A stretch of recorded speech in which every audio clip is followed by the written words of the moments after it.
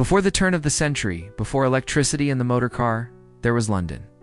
A city split into the elegant West End and the forgotten East. Here in the maze of Whitechapel, poverty wasn't just a condition, it was survival. It's a smell of coal mixed with rain and desperation, and every shadow told a story. London, 1888. A city alive with steam and smoke, divided by class and fog. The rich rode beneath chandeliers, while the poor slept in alleys, lit only by gaslight. In the East End, whispers traveled faster than the lamps could flicker. No one knew it yet, but history's most infamous shadow was about to step out of that fog. It was the autumn of 1888, and London's East End lived in fear. Whitechapel, overcrowded, hungry, and poor, was a place the rest of the city pretended not to see. Gaslights trembled above narrow lanes, and then the killings began. Between August and November 1888, 5 women, Mary Ann Nichols, Annie Chapman, Elizabeth Stride, Catherine Edos, and Mary Jane Kelly lost their lives within half a mile of one another. Their deaths were brutal, but their names endure far longer than the man who took them. Newspapers called him Jack the Ripper, a name born from a letter sent to the press, scrawled in red ink. The 5 women history grouped together as the canonical 5 lived ordinary, difficult lives. They weren't strangers to one another, nor to hardship. Most were single mothers, widows, or women surviving night by night in cheap lodgings. They worked when they could, cared for children when they had them, and slept wherever warmth could be found. They weren't symbols, they were human stories. Cut short, Scotland Yard assigned its best detectives, Inspector Frederick Aberline among them. But forensic science was still in its infancy. There were no fingerprints, no databases, only intuition and candlelight. Police searched lodging houses, questioning butchers, sailors, and doctors, anyone with a knife and a story. Rewards were offered, suspects arrested and released. Each week, another letter arrived, claiming authorship of the crimes. The murders terrified London, but it was the newspapers that made them immortal. Each morning brought fresh headlines. Asterisk horror in Whitechapel. The Ripper strikes again. Reporters filled columns with rumor and dread. The killer became both myth and marketing fear, sold by the thousands at a penny a sheet. In the alleys, truth blurred with story until no one could tell them apart. Inspector Aberline walked those same cobblestones every night. Without fingerprints or forensics, instinct was his only compass. He studied maps by candlelight, tracing patterns that refused to stay still. Around him, the city breathed suspicion.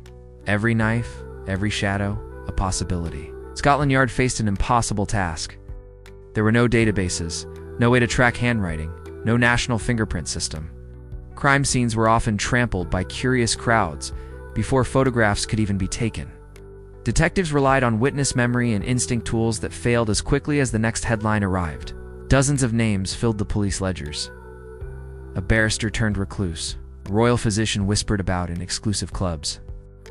And one name was repeated quietly within Scotland Yard. Aaron Kosminski, a 23-year-old Polish immigrant. A barber by trade, living just minutes from the crime scenes.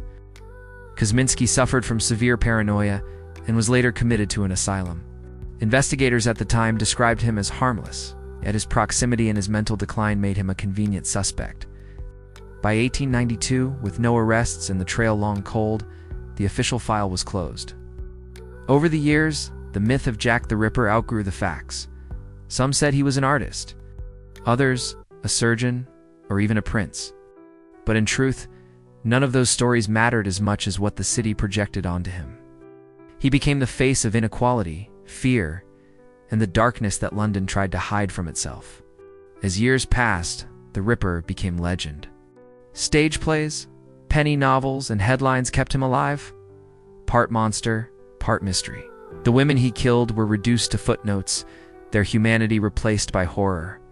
But archivists and detectives never stopped searching the records. Boxes of evidence remained in Scotland Yard's vaults. Letters, photographs, clothing, and a shawl said to have been recovered near one of the scenes. Its origins were debated for over a century. Yet it survived folded, forgotten until technology finally caught up with curiosity. Throughout the 20th century, every new scientific tool was tested on the case. Graphology, blood typing, criminal profiling, offered glimpses but never certainty. In the 1970s, FBI analysts studied the murders to shape modern profiling itself. Each generation saw the case as a mirror of its own fears: class, migration, mental illness, and power. The evidence aged, but it never disappeared. In the early 2000s, that old shawl was removed from its box for the first time in a century. It was said to have been collected by a police officer and handed down through his family, its authenticity debated, its legend impossible to ignore. By 2011, scientists at Liverpool John Moores University began examining microscopic fibers. They found traces of biological material cells and mitochondrial DNA. At first, the find was dismissed. Century-old contamination seemed inevitable. But as sequencing technology improved, one researcher in Finland saw a chance to test the impossible. In March 2019, a study appeared in the Journal of Forensic Sciences. The team reported that mitochondrial DNA from the shawl matched samples from living descendants of Aaron Kosminski's sister. If true, it would tie the most infamous case in British history to a single name. Now, mitochondrial DNA isn't the same as the unique blueprint in every cell's nucleus. It's inherited only through the maternal line of genetic thread connecting mothers, sisters, and daughters. The researchers compared fragments from the shawl to modern relatives of Kosminski's family. The match was strong, but not absolute. Even in science, certainty can blur like fog. The genetic region analyzed was rare in Europe. The authors calculated the chance of a random match at less than 1%. For a moment, it seemed the ghost of Whitechapel finally had a face. Yet science thrives on scrutiny. Other geneticists soon questioned the findings. Was the shawl truly from 1888? Had the samples been handled in controlled conditions? Could modern touch DNA have skewed the results? Critics noted that mitochondrial DNA cannot uniquely identify one person. It only links families, not individuals. Without nuclear DNA, the evidence remains suggestive, not conclusive. Even so, the analysis rekindled a global fascination, and for many, Kosminski became the closest thing to an answer the case would ever offer. The Ripper case has lasted longer than the lifetime of any witness, but its influence reshaped forensic science. What began with chalk marks and inked notes ended with gene sequencing and global databases. Techniques born from this obsession now solve crimes once thought unsolvable. Kinship analysis, genetic genealogy, forensic phenotyping. In a sense, the mystery became a catalyst for science itself. Each generation has used Jack the Ripper as a lens to see its own fears and its own progress. The story of Jack the Ripper isn't only about darkness, it's about how far we've come from gaslight to genome, from fear to forensics. The past may never confess, but science can still listen. The real mystery was never only about who Jack the Ripper was, it was about why we keep looking for him. Perhaps we hope that if we solve the past's darkest riddle, we'll feel safer in our own time. But history doesn't comfort us. It reminds us that progress and cruelty often walk the same streets.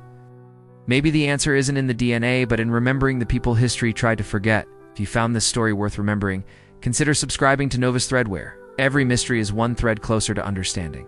Thanks for watching.